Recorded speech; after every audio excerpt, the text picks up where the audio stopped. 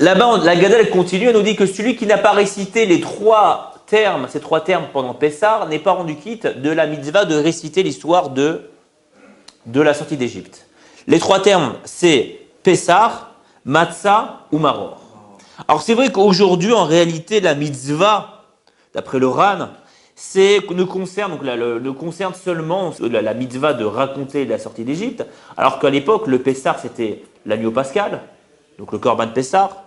Le Maror, c'était aussi qui t'accompagnait du Korban Pessah, et la Matzah, qui aujourd'hui encore, Baruch Hashem, est une mitzvah de la Torah.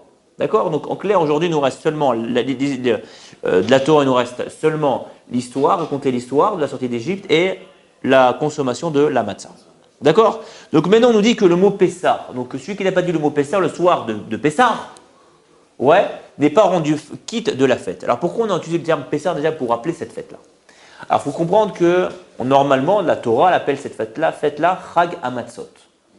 Et pourquoi vous l'appelez la fête de Pessah Chag Hamatzot? En fin de compte, c'est que ces deux termes-là viennent montrer l'amour qu'il y avait entre Hachem et le Ham Israël et entre Ham Israël et Hachem. Quand moi je vais appeler maintenant la fête de Pessah qui veut dire un saut, c'est que pour montrer que Akadosh Baruch Hu a sauté de maison en maison. Pour dire que, pas je délivre le Ham Israël, tac, la partie que je connais, que je vois, je la fais sortir. Non, Akadosh Baruch Hu est parti voir chaque juif, un par un, pour montrer son importance. Chaque juif, à mes yeux, est important. Et chaque juif, je vais le délivrer un par un. C'est pour ça qu'on vient te dire que Hachem est passé de maison en maison, pour aller voir chacun d'entre nous et pour nous sauver. Et pour montrer aussi, dans la fête de Pessah, que chacun d'entre nous a une réelle importance pour Akadosh Baruch Hu. Et on le voit déjà par la bracha, on voit que Akadosh Baruch Hu nous a béni Abraham Avinu d'être aussi nombreux que le sable de la terre et aussi nombreux que les étoiles du ciel. Et qu'est-ce qu'il y a de particulier entre les deux? C'est que, le sable de la terre, c'est quoi? C'est plein de petits grains, de petits cailloux. Et si demain je vous prends un petit caillou, je dis tiens, regarde, qu'est-ce que c'est ça? Tu ne vas pas me dire c'est du sable, tu vas me dire c'est un grain de caillou. Pour qu'on appelle ça du sable, il faut qu'il y ait une quantité. Il faut qu'il y ait tous les cailloux, tous les petits cailloux qui soient ensemble. Et c'est pareil. Akadosh Baruch Hu, il te dit, sache que chaque personne du Ham Israël est importante. Pour que ça s'appelle Ham Israël, il faut que chacun d'entre nous soit présent. Et deuxièmement, pourquoi ça s'appelle aussi, on a été bénis aussi d'être aussi nombreux que les étoiles du ciel. Pour ceux qui ont étudié la Gemara Brachot, à un moment, on voit que là-bas, la Gemara nous dit que chaque soir, Akadosh Baruch Hu fait sortir de son écrin les étoiles du ciel et les fait apparaître dans le ciel, et que chaque étoile a un nom. Et remarquez, nous, jusqu'à présent, qu'on voit les étoiles, jamais les étoiles elles apparaissent en même moment. Une par une, elles apparaissent.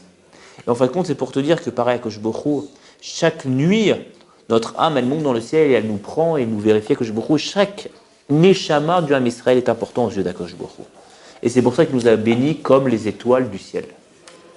D'accord? Donc on voit ici par le mot Pessah l'importance. Et deuxièmement, c'est que Pessah, ça fait aussi le Korban Pessah. Et qu'est-ce qu'il y a de particulier dans le Korban Pessah, les amis?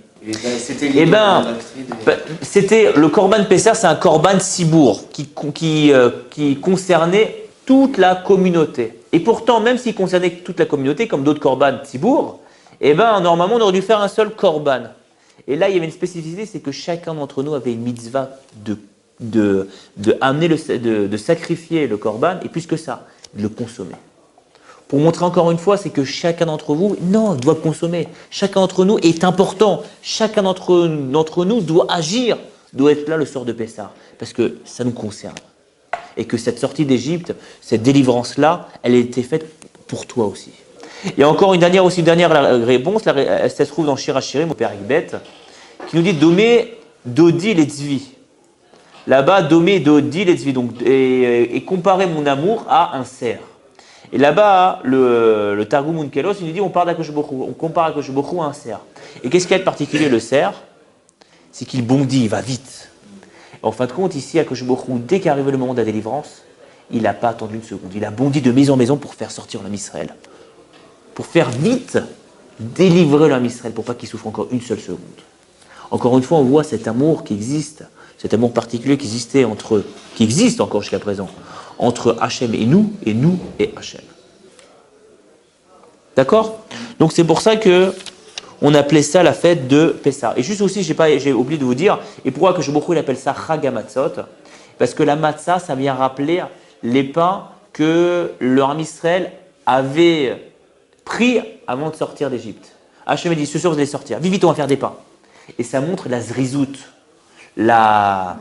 l'empressement de Ham Israël qui était pris à suivre Akadosh Baruch Hu dans le désert, imaginez-vous. Ils allaient dans le désert, ils allaient dans l'inconnu.